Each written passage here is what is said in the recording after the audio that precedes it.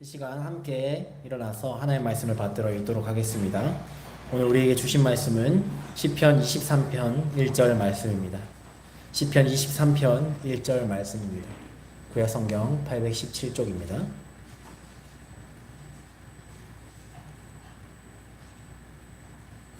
하나님의 말씀 받들어 읽겠습니다.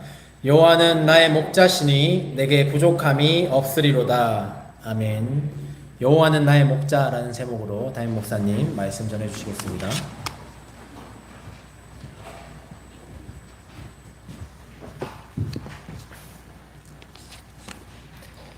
할렐루야. 오랜만에 뵙습니다. 기도 덕분에 안식을 잘 보내고 건강하게 돌아왔습니다. 사랑해 주시고 기도해 주신 성도들께 감사를 드립니다. 좋은 것 또 좋은 여러 교회들을 보고 이렇게 했지만은 좋았지만은 나그네 같은 느낌이었는데 오늘 여기 오니까 집에 온 것 같아요.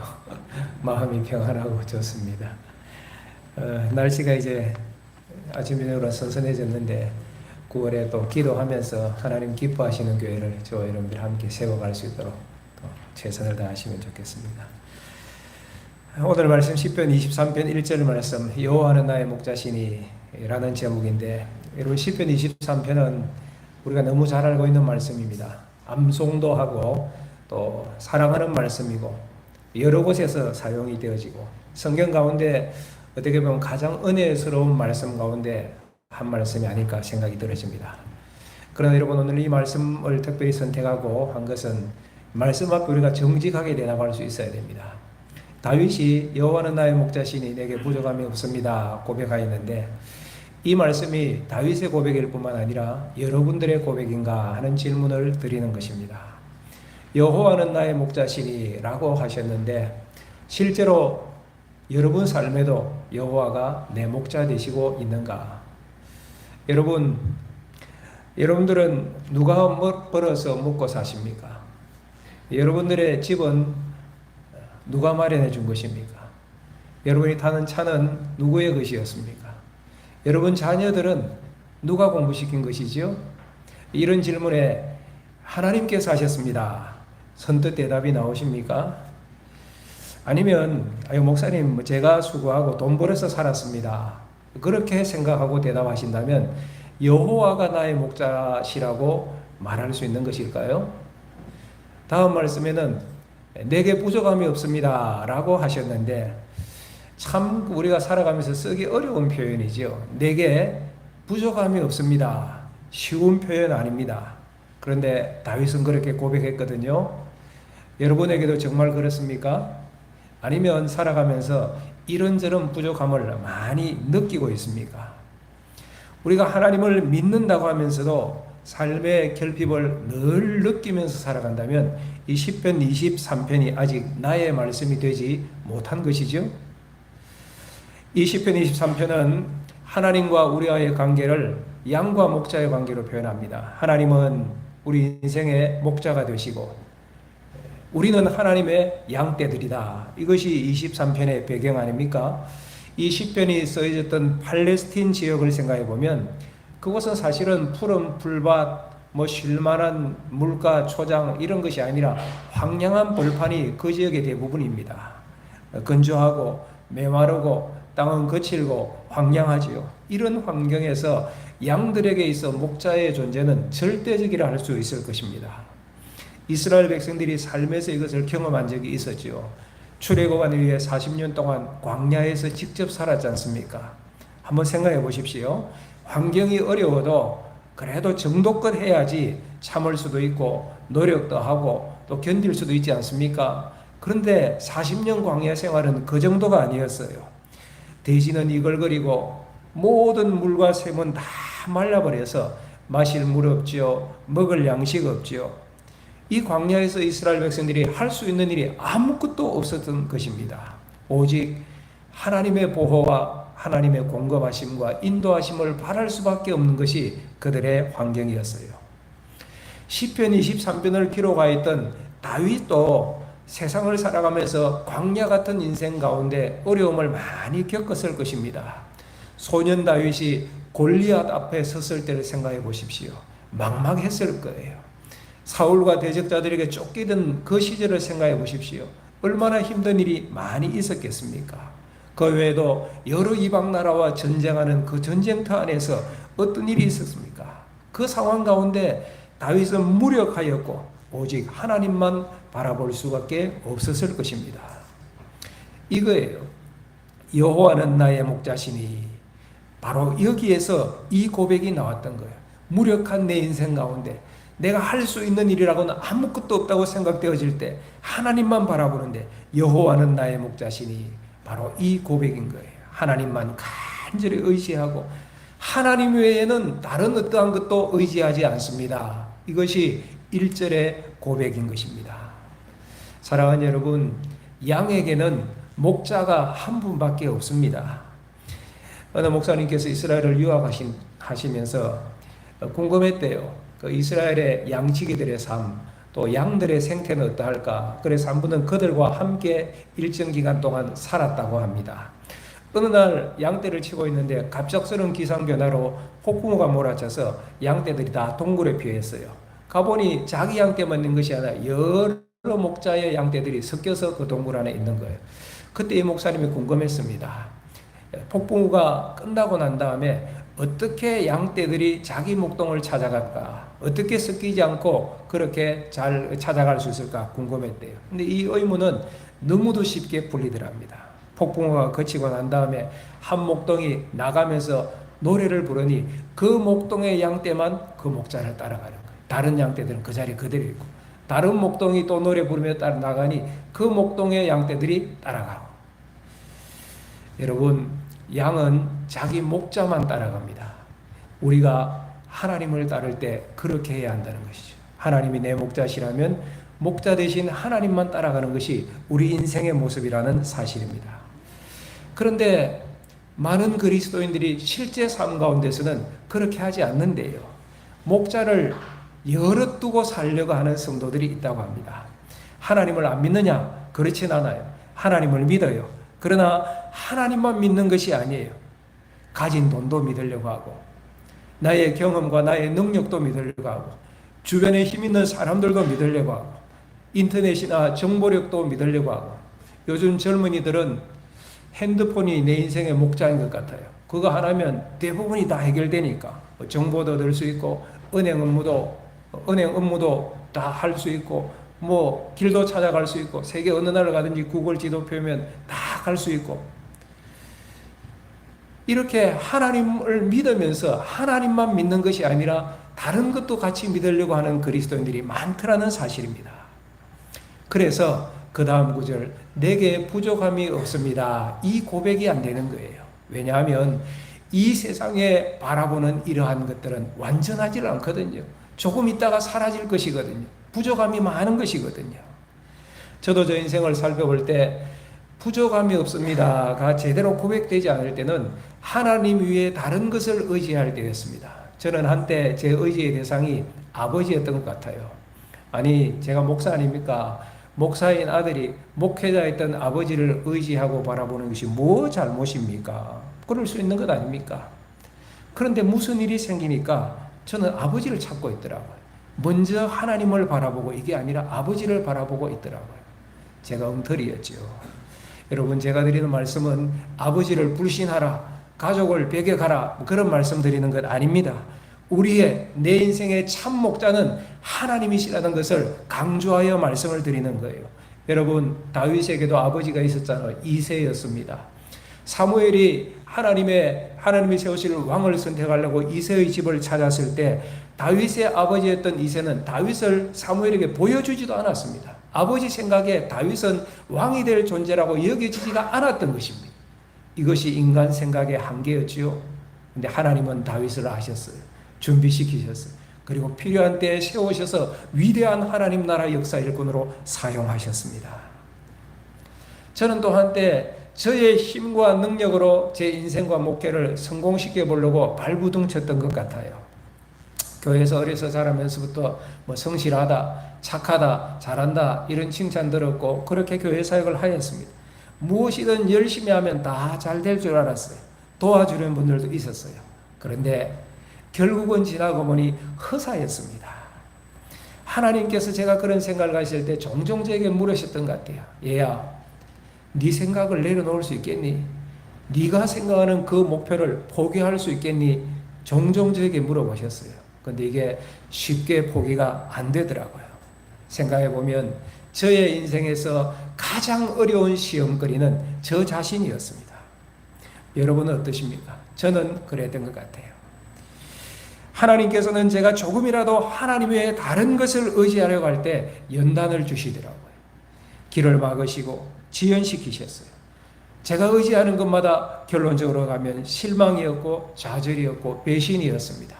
부족함이 많았습니다. 지나고 보니 그런 것 같아요. 이러한 모든 과정 하나하나를 통하여서 하나님께서는 하나님을 바로 알게 하시고 하나님만 의지하는 믿음을 갖게 하시려는 하나님의 의도였던 것 같습니다. 다윗 왕도 그랬습니다. 그가 많이 고생하였지만 이후에 이스라엘의 왕이 되었잖아요. 전쟁에서 하나님의 은혜 가운데 승리하게 되고 나라가 강성하게 되었습니다. 어느 날 다윗이 보니까 자기의 능력을 과시하고 있더라고요. 자기의 나라와 군대를 의지하는 생각을 가지고 있더라고요. 그래서 그때 철저하게 실패하였잖아요. 생각지도 못하였던 대적들이 여기저기서 일어나서 다윗을 대적합니다.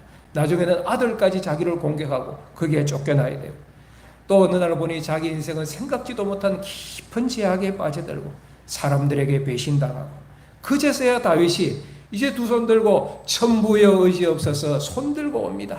회개하며 하나님 앞에 나왔어요. 하나님은 사랑이 풍성하셔서 그 다윗을 받아주시고 회개하는 그 기도를 들으시고 용서하시고 다윗을 회복시켜 주셨지요. 이러한 경험이 다윗의 인생을, 다윗의 신앙 고백을 완성한 거예요. 오늘 시편 23편의 이 고백 말입니다. 이러한 아픔의 시간들을 지나면서 그래, 내 인생의 유일한 목자는 하나님이시지. 여호와께서 나의 목자가 되실 때 내 인생에 부족함이 없어. 이 신앙 고백이 완성되게 된 것이, 저와 여러분 모두도 이 놀라우신 은혜의 하나님 의지하는 주의 종들이 되시기를 축복합니다. 아프리카 케냐에서 오랫동안 선교하셨던 어느 선교사님의 간증입니다. 교회가 파송하여서 선교지로 갔는데 약속했던 선교비를 2달만 보내주고 그 뒤로는 선교비가 오지 않는 거예요. 어떻게 됩니까? 황당하죠.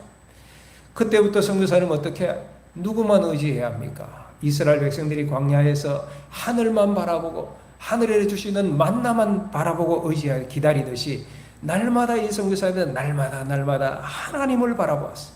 그런데 15년 동안 한 끼도 굶은 적이 없고 15년 동안 한 번도 선교기가 돈이 없어서 선교 사역을 못한 적이 없도록 하나님께서 정확하게 채워주셨다고 간증하셨어요.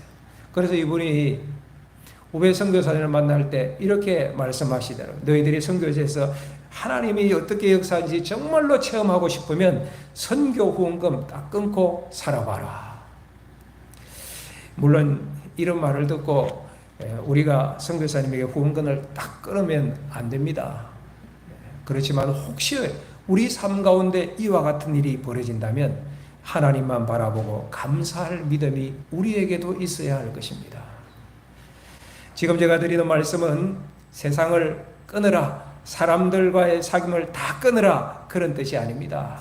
우리는 이 땅에서 사람들을 만나야 합니다. 그들을 사랑하고 그들을 섬기고 그들과 교제해야 하지만은 나의 목자로 믿고 의지하는 대상은 아니라는 말씀을 드립니다.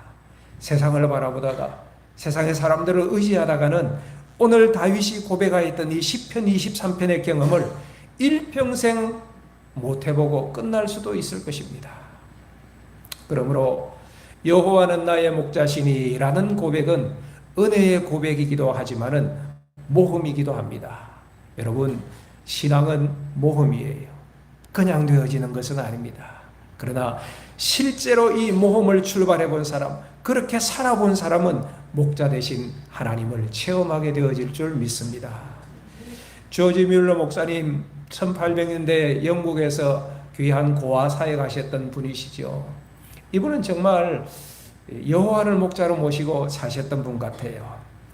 우리는 애 몇 명도 키우기가 힘들잖아요. 2000명이 넘는 고아를 그렇게 길렀으니까 얼마나 수고가 많았겠습니까? 많은 돈이 들었겠죠. 그런데 놀라운 것은 하나님께 기도만 하였지 사람 누구에게도 도와달라고 한 번도 말하지 않았다고 합니다. 한 번은 독일에 있는 어느 선교단체에서 우리가 당신의 사역을 돕고 싶으니까 필요한 것이 있으면 말해주세요. 연락이 왔어요. 그때 조지 뮬러는 이렇게 대답을 했다고 합니다. 아니 왜 그것을 나한테 묻습니까? 하나님께 물으셔야지요. 저도 필요가 있을 때 하나님께 구했으니 당신들도 하나님께 기도해보고 하나님께서 얼마를 도우라 하시면 어떻게 도우라 하시면 그대로 하면 됩니다. 라고 대답을 하셨답니다. 와 정말 대단한 믿음 아닙니까?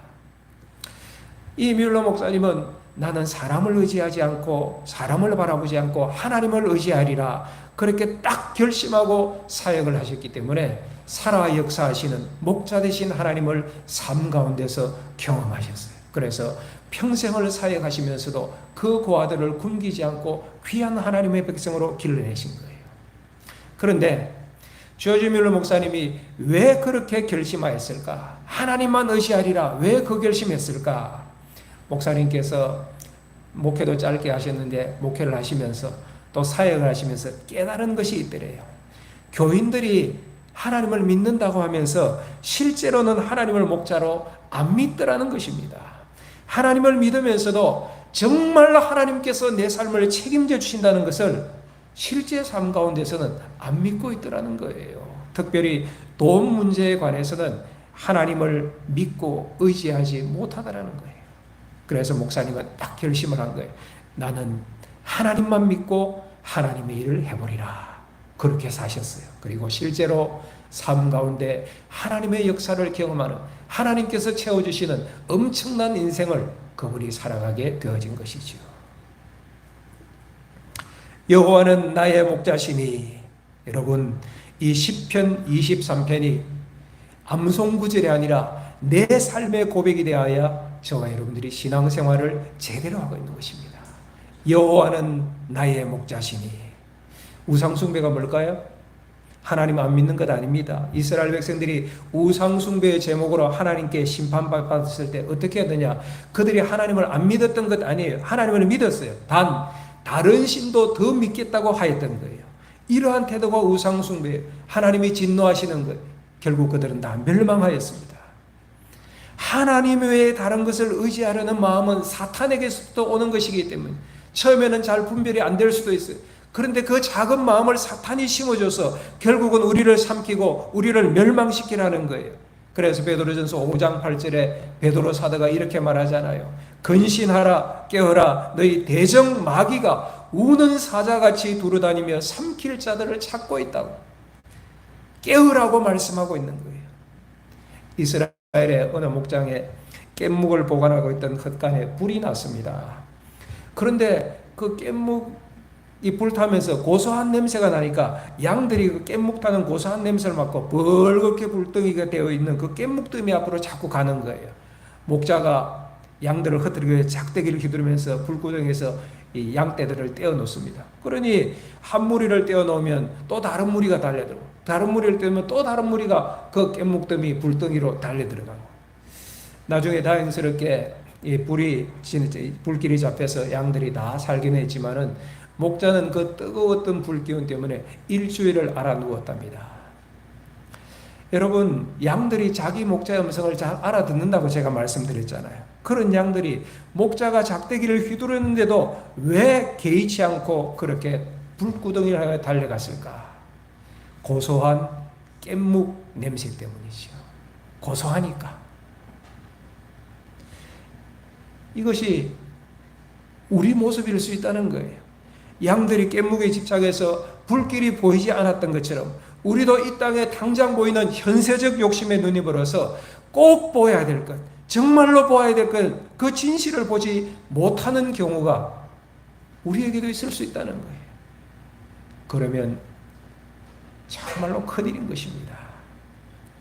사랑하는 믿음의 성도 여러분, 나의 목자이신 하나님의 음성을 잘 들으시는 주의 종들이 되시기를 축복합니다. 나의 목자이신 여호와만 바라보고 따라가는 우리 신평교회 성도들 되시기를 축복합니다.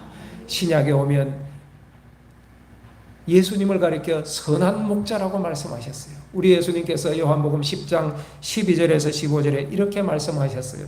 삭구는 목자가 아니요 양도 제 양이 아니라 이리가 오는 것은 양을 버리고 달아나느니 이리가 양을 물어가고 또 해치느니라.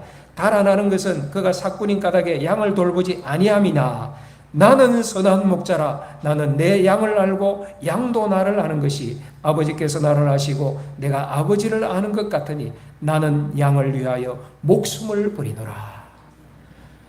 선한 목자 되신 예수님이 나는 선한 목자라. 나는 내 양들을 안다. 그 양떼 이름을 알고 성격을 알고 기질을 알고 우리가 생각하는 것 우리 주님께서는 다 알고 계세요. 우리의 형편도 알고 계세요. 여러분의 아픔도 알고 계세요. 여러분의 비전과 꿈과 기도의 제목도 선한 목자 되신 예수님께서는 다 아세요. 그리고 우리를 돕기 위하여서 나는 내 양떼를 위하여 목숨을 버리노라. 그분이 바로 예수님이세요. 십자가 사건이세요. 우리의 구원을 위하여 우리의 풍성한 삶을 위하여 당신의 모든 살과 피를 다 찢고 피 흘리신 분이 바로 예수님이세요. 그 예수님을 우리가 바라보는 것입니다. 그 예수님의 아버지 되신 하나님이 우리 인생의 목자라고 고백하며 이 길을 걸어갈 때 나도 부족함이 없습니다 고백할 수 있는 인생이 되는 거예요. 제가 쭉 갈람에도 실어 놓았지만 안식을 지나면서 마지막 점에 제가 한번 쭉 반추해 보았어요. 저의 삶, 저의 사역들을 쭉 정리해 보니 세 가지로 정리가 되더라고요. 첫째는 모든 것이 하나님의 은혜구나. 모든 것이 하나님의 은혜. 제가 부족함이 많은데도 하나님께서 인도하셔서 여기까지 있으시고, 사도 바울이 고린도전서 15장에서 그 고백하잖아요. 자기는 괴수와 같은 존재다. 만삭되지 못한 자에게서 난 자와 같다. 사도들 중에서도 가장 약한 자이다. 나는 교회를 핍박한 자이다. 이 고백은 자격 없다는 것이죠. 그런데 고린도전서 15장 10절에 보면 그 다음 말씀, 그러나 나의 나된 것은 하나님의 은혜입니다. 저도 그 고백이더라고요. 오늘까지 제가 여기까지 오게 된 것은 다 하나님이 하셨습니다. 교회도 삶도 가정도 건강도 하나님께서 하셨습니다. 두 번째로는 지금까지 예수 믿는 이 삶의 길은 옳은 것이었다는 결론이에요. 물론 알고 있었지만 다시 한번 확인해. 세상에 많은 길들이 있잖아요. 많은 사람들이 있잖아요. 많은 삶의 방법이 있잖아요. 제가 보기에 거기에는 생명이 없어요. 행복이 없더라고. 잠시 있는 것 같지만은 언젠가 안개처럼 사라지는 것 같은데, 내가 곧 길이요 진리요 생명이라고 말씀하신 예수님을 쫓았던 저의 삶, 우리 성도들의 삶, 기독교 신앙은 옳은 것이라는 확신이 다시 한번 새겨졌습니다. 사도 바울이 고린도전서 15장에서 예수님의 죽으심과 부활을 얘기하잖아. 예수님께서 우리를 위하여 죽으시고 3일 만에 부활하시고, 15장 57절에 보면 우리 주 예수 그리스도로 말미암아 우리에게 승리를 주시는 하나님께 감사하노라. 이 길이 옳은 길이니까 그 길로 가면 승리의 길이니까. 그래서 세 번째로는 오늘 하루하루 주님을 따르는 길에 열심을 품고 주님을 따라야 됩니다. 고린도전서 15장 마지막 58절이 그렇게 되잖아요. 그러므로 내 사랑하는 형제들아 견실하며 흔들리지 말고 더욱 주의 일에 힘쓰는 자들이 되라. 왜? 이 길이 옳은 길이니까. 로마서 12장 11절에는 부지런하여 게으르지 말고 열심을 품고 주를 섬기라. 그래, 모든 것이 하나님의 은혜고 예수님을 따르는 이 길이 생명의 길이고 옳은 길이었다는 것이 분명하다면 지금까지 그렇게 살아왔는데 남은 나의 생애도, 남은 우리 성도들의 모든 생애 가운데도 열심을 품고 주님을 섬기는 이 길을 걸어가야 되겠다. 이것이 제가 안식월 기간 동안 생각했던 세 가지 결론입니다. 저는 이것이 여러분 인생에게도 결론이 되어지길 바라요. 여러분도 살아가면서 중간중간 한 번씩 점검해 보셔야 해요. 내가 어떻게 살아왔는가? 내 삶 가운데 하나님은 어떻게 역사하셨는가? 한 번씩 조용한 시간에 점검해 보고 정리해 보십시오. 아마 이 말씀으로 정리가 되어질 것 같아요. 시편 23편은 저와 여러분 모두가 사랑하는 구절입니다. 저도 신방 가면 이 말씀을 자주 읽어줘요. 특별히 어려움 당한 성도들, 임종 직전에도 시편 23편을 많이 읽습니다. 그만큼 중요한 말씀이라는 것이죠. 그런데 여러분, 어려운 일 당할 때만 이 말씀 볼 것입니까? 죽음 직전에만 이 말씀 펼칠 것입니까? 아니에요. 오늘 하루하루 순간순간 오늘의 삶 가운데 매일 매 순간 이 말씀을 붙드시네. 여호와는 나의 목자시니 내게 부족함이 없습니다. 고백하며 살아가야 돼. 오늘 위기를 당하는 성도들이 없는지 모르겠어요. 생업에 위기가 있습니까? 건강에 위기가 있습니까? 주변을 살펴보니 도울 자들이 아무도 없는 것 같습니까? 바로 그때가 여호와께서 내 목자 되심을 고백할 절호의 찬스입니다. 고백하고 믿음의 길 걸어가십시오. 여호와는 나의 목자시니 내게 부족함이 없습니다. 이것이 여러분의 인생의 고백이 되어지기를 축복합니다.